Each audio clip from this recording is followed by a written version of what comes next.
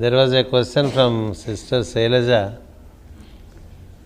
about a statement coming from Master E.K. in one of his books that there is no death to body, dehamu maraninchadu. And the scriptures also say jeevudu maraninchadu, meaning the soul does not die. So what is it that dies? Was the question. The answer to that question is, the body is an impersonal thing. It is an assemblage. What keeps it functioning is the presence of the soul. When the soul departs, the body, the assemblage is gone. But death as such is to whom? Because the body is inert, it doesn't experience death. The soul also does not experience death. What experiences death is the mind. Mind is the place where you have all the myth, you have all the illusion, you have the Bhranti and Brahma, which these two words are very well known to us through Maya Bazar. Brahma, Bhranti. So until knowledge is gained, people experience the myth of death in their mind. So death is an experience of the mind. In fact, the pain and pleasure is also experience of the mind. And if something pricks you, it is the mind that experiences, not the body. So all that we experience in relation to objectivity, it relates to mind, and death is also the experience of mind and not the experience of buddhi or the soul or the experience of the body. That's the answer to that question.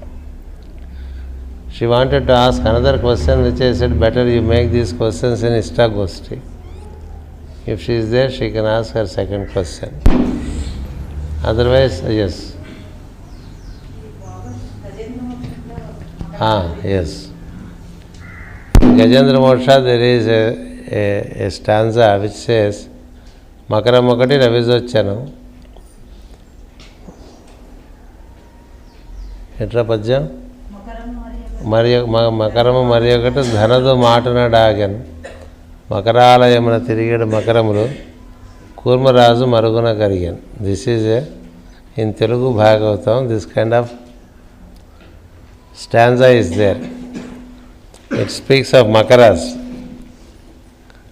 Makara, according to Sanskrit, is the crocodile. In Gajendra Moksha, it is crocodile that catches the leg of the elephant, and then the story is known. But Makara is a great symbol. You have also the sun sign, Pangteyanaiva Pangtagga Sprunotiti, meaning all this is made up of five, and all is fivefold. There is nothing else except fivefold in the visible world. So this fivefold aspect is called Makara. The fivefold aspect in us is also called Makara. There are five pulsations in us. That's a Makara. That Makara is relating to life principle. So it comes to us through sun. So it goes to sun. Makara Makati Ravizochyanam. When the Makaras, there are sources for these Makaras. So the one Makara is Makara of five pulsations: Prana, Apana, Vyana, Udana and Samana. These are the five pulsations in us that are regularly at work. Then there is another principle of five working in us as five elements. The five elements are, as you know, Akasha, Vayu, Agni, Jalam and Prithvi, Apas and Prithvi. This is another five which go to the source of those five at the point of death. Dhanadu Matana Dagan. Like that there are 5 senses, 5 sensations, 5 sense organs, and then 5 organs of action like speech, hands, legs, and then the 2 excretory organs, that is 5 karmendriyas. 5 karmendriyas is 1 makara. It relates to matter. 5 jnanendriyas is a makara. They are all corresponding to the 5 elements. And then 5 elements are makara, 5 pulsations are makara, 5 sensations are makara. Like that there are makaras in us. All these makaras, when once in the story the celestial wheel cuts off, these 5 are released. When the 5 are released, what remains is the soul. That's how mokshana, the liberation for the soul, is when it is out of these 5. It should be able to stay out of it, not caught by it. If the makara catches you, it is painful. But then there is a way to mount on the makara and travel. That is what Varuna does. Varuna is said to be mounting on a white makara. That means a diamond body, like that. He mounts on it. We are caught by it. We are all people like Gajendra, caught by the 5-fold aspect of our body. We are very strongly gripped by the body. So, and who is Gajendra? If you go into the beginning of the story, it is Om only. Om only has taken to the form of the elephant. So each soul is Om only. If you read all that is said about Om, it speaks only about us. అది ఓంకారం అంటగా నువ్వే అని చెప్పిన సూక్తాలు ఉన్నాయి. అంచేత it is the soul which is enveloped in a makara, and that makara is manifold. So many makaras there in the body, and hence all these makaras are discharged once the Sudarshan touches it. Sudarshan means good vision. The vision coming from the Lord of the cycles of time. The presence of the Lord has enabled the release of this makara, and Gajendra stands free. So likewise we also stand free in spite of so many makaras holding us, once we are in the presence of the Divine.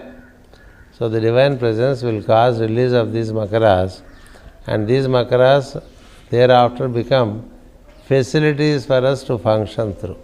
That's how it is to be understood. Then,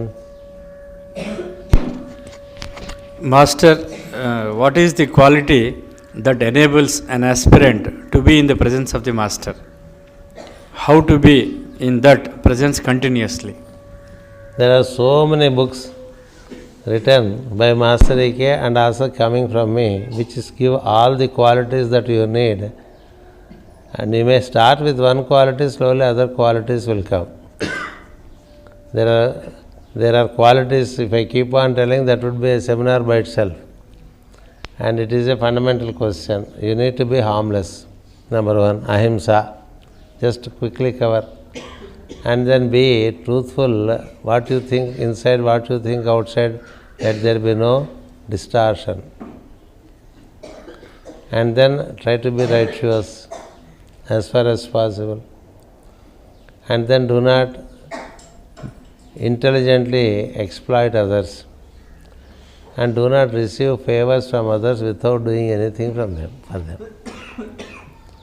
These are some qualities. Keep pure internally and externally. Internal purity relates to mental purity, emotional purity, vocal purity. External purity relates to physical purity and purity around you. And then there is another quality of regularly listening to the teachings of the great ones or reading the scriptures coming from the great ones. These are all some of the qualities which I can straight away tell you. Bhagavad Gita is full of the qualities that you need. Patanjali Yoga Sutra gives Yama and Niyama as the 2 steps of 10 qualities. And you open any scriptural, any spiritual book, it speaks of the qualities that you need. The basic qualities, Patanjali speaks of 3 kinds of tapas. Sharirika tapas, by meaning you would physically work to help others. Vangmaya tapas, you use your speech only to spread energies of harmony, goodwill, and even, if possible, inspire people with your speeches. Manomaya tapas, contemplate the divine in the mind. This kind of 3 tapas. So like that there are so many. The questioner must open a book and read. Every book contains some qualities, not all of them. Start working one by one. If you open Bhakti Yoga in Bhagavad Gita, 12th chapter, there are 42 qualities the Lord mentions. I counted them. 42 qualities he mentions, which a bhakta needs to be real bhakta. So pick up any one of them and start working. If you work with one quality, you get the strength to practice another quality. If you practice that, then it leads you to another quality, because it's like a link. One leads to the other. So start with one, then you will get into as many qualities as would make you a real disciple. Master E.K. said, be sequential but not consequential. Kindly explain. In the book Sound, it is said that Om contains 7 syllables. Kindly explain these 2. Be sequential but not consequential is a statement given to Master E.K. by Master Kuthumi. That we first make note. It comes from Master Kuthumi. It was given to Master E.K. He made note of in his diary and we started using it. And it is nothing but the key of Karma Yoga. You cannot, if you keep on creating consequences from your actions, you are more and more bound. More and more bound. So as much as you are bound, so much you lose the sequential movement. Sequential means like a flowing thing. Consequence means it comes back, moving in circles. That is what is called repeated births and deaths that keep happening to you all the time. Doing the same things, coming back for the same purposes, and again doing the same things and coming back for the same purposes, you would never progress. That's how consequences are. That is what is called karma heturbhu. Ma karma heturbhu. Ma karma phala heturbhu. That is how the Lord says in Bhagavad Gita. Anything you do, for example, just give an example. When there is lunch given, if you tend to overeat, it creates a consequence. It leads you to a stomachache. Eating food is not meant for getting stomachache, isn't it? But you have created stomachache by eating more. Or by eating less also you create gas in the body. That is a consequence.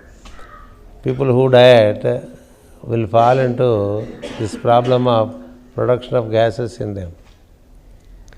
So eating more causes indigestion and causes gases. So anything you overdo, there is consequence. Anything you underdo, there is consequence. You do as much as is required, there is no consequence, so you move forward. The life is like a travel. If you create consequence, it comes in your way and obstructs you. It's like you are traveling in a train. Somewhere you get down. You get into some kind of fight with someone on the platform. Then your journey is no more safe.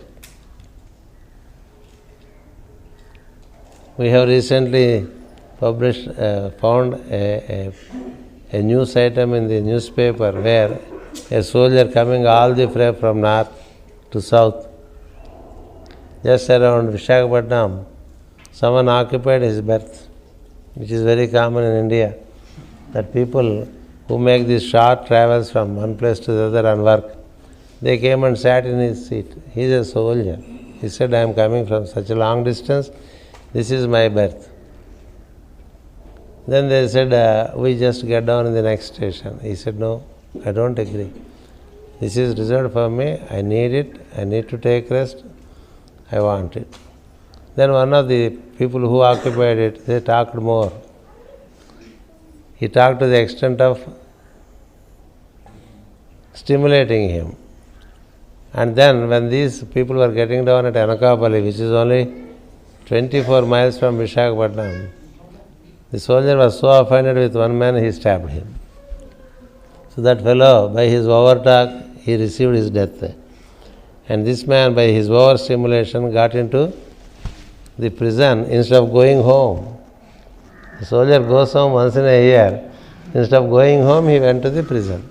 So that's how overactions, underactions, they cause problems. So in life, the intelligence is to do as much as is required, which is the first lesson in Bhagavad Gita in Karma Yoga. That whole thing, karma is meant for sequential experiencing, not for creating consequences. So the master gave this word, be sequential but not consequential. And then coming to Om, so much is written about Om on the back of Navani. So much. 7-syllabled Om is nothing but a reflection of the 3-syllabled Om as 6 and the reflection as the 7th one. The whole creation is made up of essentially 3 planes. By reflection they become 6, and the reflecting principle called mind makes it 7. You are Om. Each one of us is Om in manifestation. We are a triple energy because we came out from the 3 qualities, Trigunas. Trigunatmaka Prajna is called Jivatma. Trigunatita Prajna is called Paramatma. Trigunatmaka Prajna is Jivatma. Trigunatita Prajna is Paramatma. Beyond the triangle of qualities, it is divine. Below the triangular qualities, it is the beings, the jivas. So we are a triple. That triple is A-U-Ma. A-U-Ma means we are will, knowledge and activity. This is our essential quality. Will, knowledge and activity. Knowledge has its result as love. That's why it is called will, love and light. Will, love and activity. Activity relates to activity in relation to knowledge. That's why it is called light, action of light or activity. Ichha, Jnana, Kriya, Shakti. If we put it in our language, it is Ichha, Jnana, Kriya, Shakti. These 3 are embedded in us, and the sum total of it is each soul, is. And then, when we relate to the world, sometimes the will divine becomes personal will. Meaning it becomes a desire. Will personalized is a desire. Likewise, the love coming from pure knowledge gets distorted into love for our own people and hate for others. That is what is called mamakara. Prema becomes mamakara. Ichha, meaning the divine will, becomes ichha for mundane things in the lower plane. So it's by reflection, will becomes personal will, knowledge and love become personal love, and then the intelligent activity becomes a selfish activity. He is intelligent for selfish accomplishments, for selfish purposes. That's how the 3 get distorted in reflection. That's how they become 6, and you always are there. In the 3 you are the center. Now in the 6 you are the center. That's how you remain 7. That's how Om is 7-syllabled. What we are trying to do is to eliminate that refraction principle and see that the original reflects appropriately as such. For such reflection, what is important is that the reflecting principle, which is called mind, remains still. If the mind remains still, it is like a still water lake. In a still water lake, the sky with its sun or moon and stars reflect in the lake. If the lake is disturbed, then you find even sun is moving. Sun is not really moving, but you find moving sun, moving moon, moving stars, shaking stars like this. So it's a distortion. But this distortion is due to the disturbance to the reflecting principle, and that reflecting principle in each one of us is mind. So that is how we are 3 in 1, becoming 6 in 1, and these 6 can be, the lower 3 can be in tune with the higher, in which case you are a master. If the lower is in distorted version relating to the higher, then you are a mundane person. In either case, around these 3 you exist as the center. You are the 7th one. That's how 1 becomes 7 according to the knowledge relating to number 7. 1 Om becomes into 7 parts. That is the answer for that question. Namaskaram, Master. Traits in the present incarnation are carried forward from the previous incarnation. But what determines the traits in the first incarnation? The traits in the first incarnation are determined by your attraction to the outer world. That is the story of Adam and Eve. When this objectivity is created with such beauty and splendor, and when you are asked to experience it, sometimes you get attracted to it. That attraction is what is called the desire. Through desire, we project ourselves more into objectivity, and from there the consequences start acting. That's how each soul finds its own cycle of karma depending upon its inner impulse to relate to the outer world. That's where the whole activity starts. And hence, the situation comes from your inappropriate relating to the objective world. Once you gain the right understanding, thereafter you have no such problem. So the first step comes from the desire in you, which is called Kamadeva. He tries to push you out. Kamadeva, his work is that. So he keeps doing it. He tried to do it on Parvati. Parvati said, don't do such things on Shiva. But he goes on doing it and disturbs Shiva and incurs the wrath of Shiva and becomes Ananga, meaning he is not visible. Anangudu. Kamadeva is Ananga, meaning he exists in each one of us and we don't know that he is existing in us. Any moment he may tempt you into anything. It's a weapon of nature that enables beings to get attracted to nature. That's how in nature you get bound by these attractions. For that reason, according to the attractions that one has, one keeps conditioned by the nature. Whether problems and difficulties faced by some people are predetermined or self-created by themselves in their present life? It is both. There is what is called the present karma and the past karma. Past karma brings events. When you do not attend to them properly, they create karma again, which can manifest in the current or even in the distant future. The actions that are done in the past, they come back as ripples to you. Some of them may come back very immediately to you. If you slap someone on his face, within a matter of 1 hour it may come back to you. So the accounts are settled. Certain things which you intelligently do, it takes long course by the time it comes back to you. Depends how obvious they are and how subtle they are. Subtle things come back through time in a subtle way.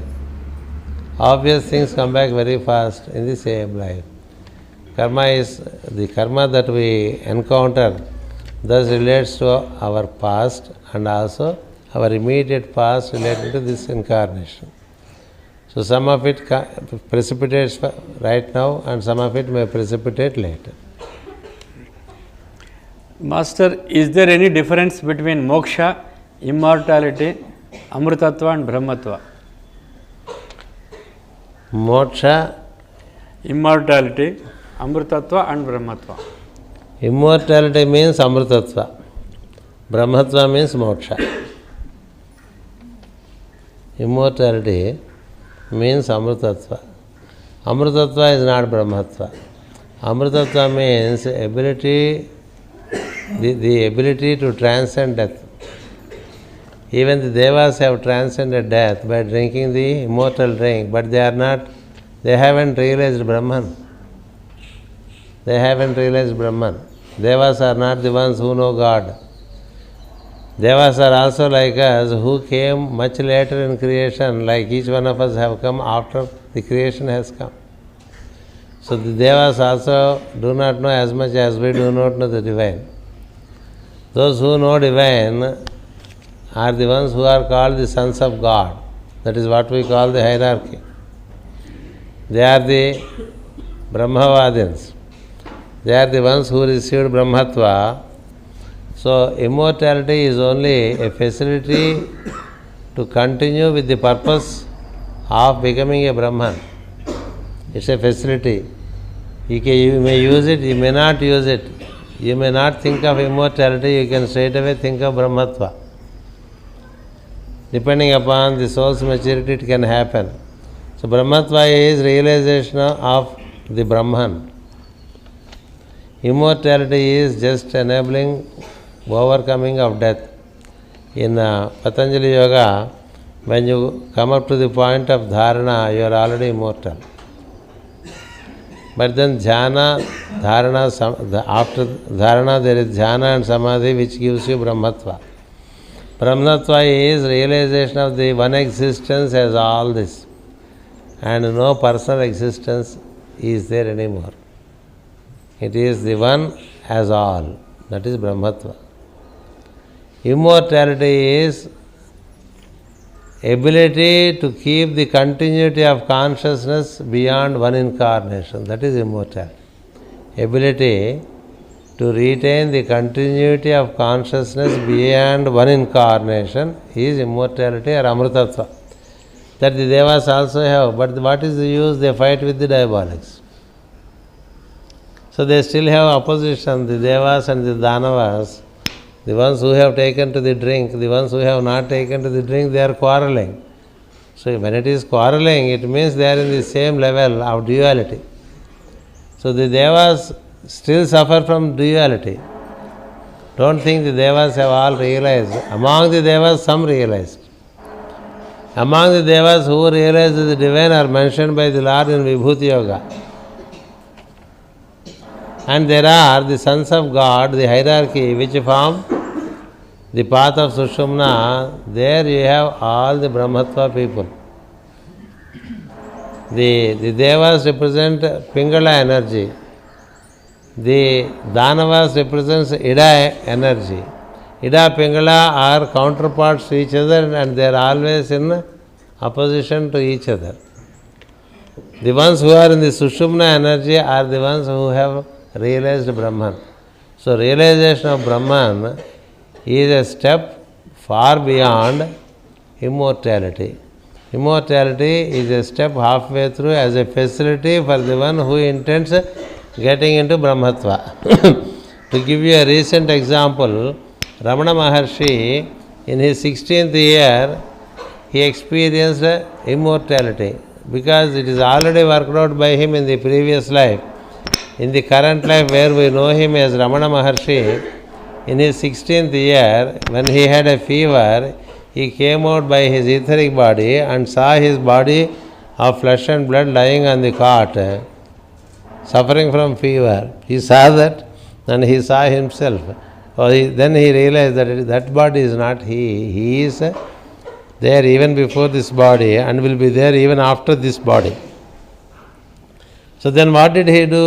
By that he has not become a Brahman. So he understood that he gained immortality, now he has to do tapas to become Brahman. That's how he did tapas in the caves of Arunachala and then accomplished Brahmatva. Thereafter he became a Maharshi. That's how he has become a Maharshi. It was Venkatraman who realized, Venkatraman is the name given in that incarnation to that body. But he came out of the conditioning of that Venkatraman aspect and realized that he is a soul that is journeying towards the divine, and he recollected the purpose relating to his past. So he immediately walked into the caves up there in Arunachala and went on doing tapas until he accomplished Brahmatva. So that's how immortality is halfway through. It is like coming up to Guntakal before you come up to Bangalore.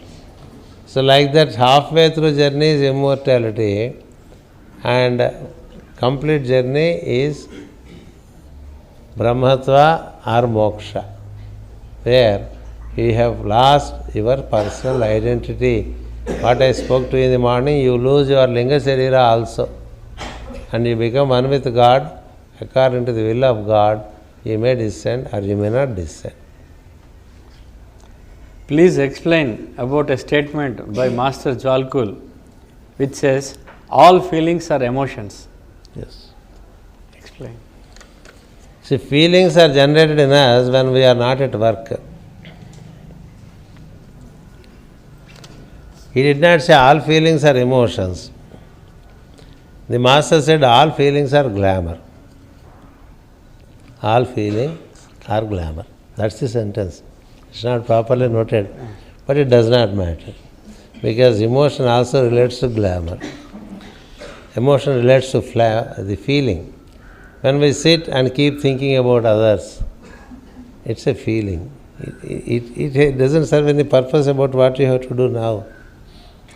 When man doesn't involve in work during wakeful hours, his mind keeps on brewing. It's a brewery. Mind has one characteristic which functions like a brewery. It keeps on brewing and brewing and brewing and keep on adding more foam over the thing. Less substance, more foam. Less grain, more husk. When people keep on talking for nothing, also it develops into unrequired feelings. When people keep on thinking without doing anything, this is the problem with people who are alone and they don't have work. They keep and then they open their beer factory, that is brewing factory. And that brewing keeps on bringing ideas about others which are not true. Just sitting and thinking about other things. Instead, if mind has that characteristic, how to come out of it? The best way is to link up to your respiration and pulsating principle and meet the swan in you and happily sing the swan song. The song of breath is called the swan song. Engage with the swan song than engaging with useless talk and useless brewing about things of life, about the past, about the future, about those who are around you, whom you think have disappointed you, like so many things. And also, anything you think of a person who is not in the present will lead you to feeling. You see how a lover keeps thinking about his fiancée. He or she is not there, but he makes a very illusory imagination and then tries to feel the pain of the absence of that person, isn't it? The person is not there. We have all come, some of you may have come from distant places without your families. Sitting here and thinking about it has no meaning. Sitting here thinking about family has no meaning. Sitting here and thinking about your jobs has no meaning. That's feeling. You can't do anything now about your job sitting here. You have applied for leave. The boss did not agree. Somehow you made him agree. You came and you think, oh, the boss must be getting angry like this. If you start thinking, what happens is you lose the pleasure of being here now. You are neither there nor here. You are neither there nor here. This is one of the worst habits of a human being. The parents in India think of their children in America and England. What's the use? There is always something that you need to do in the present. If you don't find anything to do, better link up to the swan song. That's the best. Otherwise, this mind keeps on brewing. And all this brewing about positive things or even negative things, both are feelings and both are glamour. People get into illusions about seeing something, seeing this, seeing that, seeing masters of wisdom. There are many ideal aspirants who always dream about masters and ashrams which are not true. They are all hallucinations. Because the masters have no time for idlers. But then they keep on saying so many things. But then each one is measured by the work that he does. Measured by the work he does. So when you are in action, you arrest the feeling. When you are not in action, and if you do not relate yourself with the swan song, you get into the danger of falling into this brewery which generates so many feelings. That's why it is said, an idle man's mind is... Yes. We have all that workshop. And we participate in that workshop, fortunately or unfortunately. It's all useless. Because it's not real. It's only your feeling, your projection. You are projecting a phantom and saying that there is a phantom there. There is no phantom there.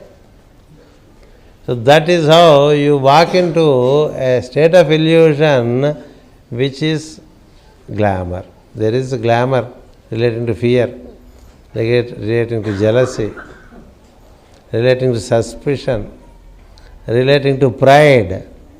Pride is also a glamour. All 6 negatives are glamours. Kama, Krodha, Lobha, Moha, Mada, Matsarya. It's all glamour. Positive and negative. So, feelings are glamour. All feelings are glamour. And the feelings generally are emotional. So, emotional feelings are there, but there are other feelings which are not emotional but still suffer from glamour. They are pride and prejudice. Pride and prejudice are the worst glamours. Pride about oneself, prejudice about others. It takes hundreds of incarnations to come out of it, please remember. Hundreds of incarnations, because you keep on giving energy to it. Self-pride, prejudice about others. That's the worst imprisoning that man suffers from. The only way to come out of all this is swan song. Sing this swan song. Soham, soham, soham. That's the only escape route. There is no other way to come out of this mind. So that is what Master Jalkula explained.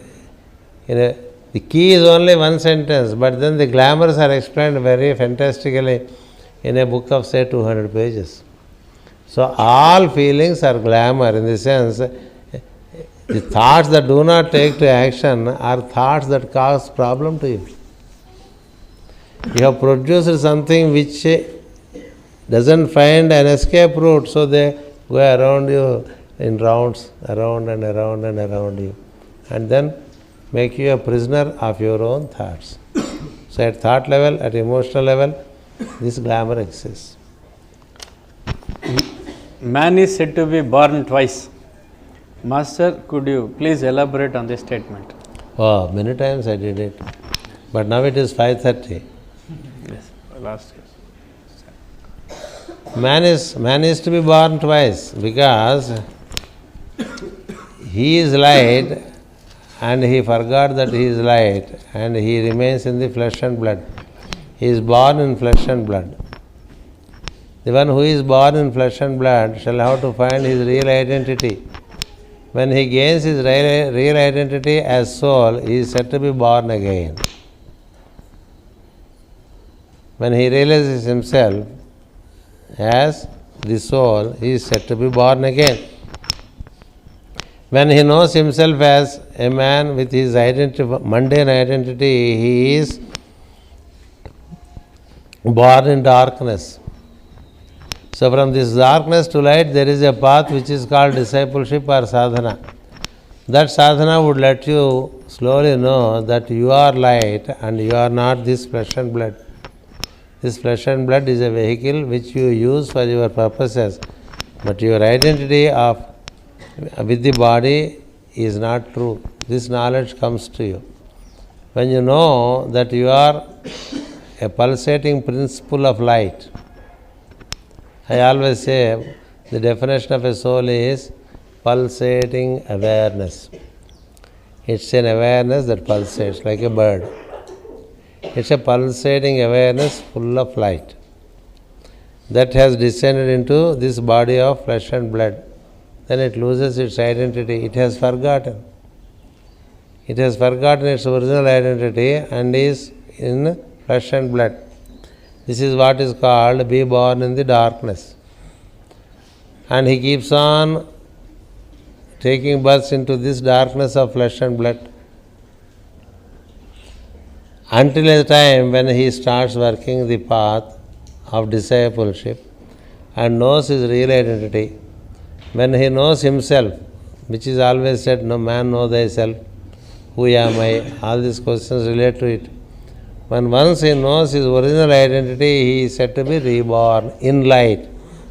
Until he is reborn in light, he keeps being born in darkness of ignorance. So we are all said to be born in ignorance and we have to be reborn in light. The second birth is therefore relating to realizing oneself as light, which is called Dvijatva. Such persons are called Dvijas or twice born ones. Means they are as much in the body, but they also know who they are. They are the ones whom we call the masters. Thank you. If there are more questions, tomorrow we can have a session. No problem.